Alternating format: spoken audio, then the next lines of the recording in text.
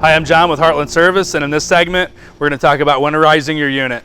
You'll need a few things to do this. You'll need a screw gun with a square bit, a siphon hose with a male fitting, inch and 1/16 socket, or 15/16 socket, depending on the model of water heater that you have. In this particular unit, we're going to use a inch and 1/16 socket with an extension to remove the anode rod. Once we've removed the anode rod, we'll let the water drain out. We'll go inside and put it into winterization.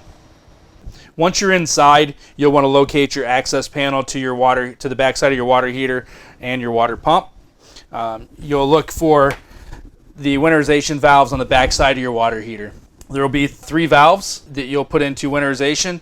The first valve is going to be your cold going into the bottom of the water heater. You're going to turn this valve so that it is in line.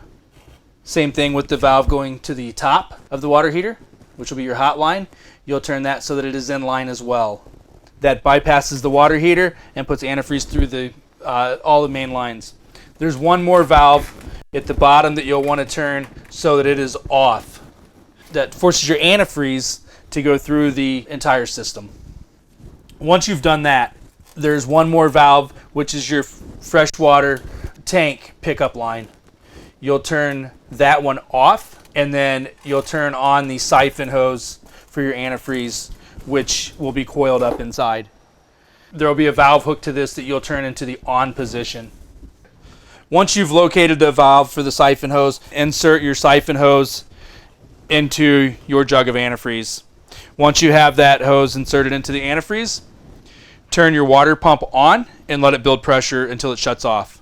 Once your water pump is shut off, begin to open all of your faucets one at a time until they begin to flow pink.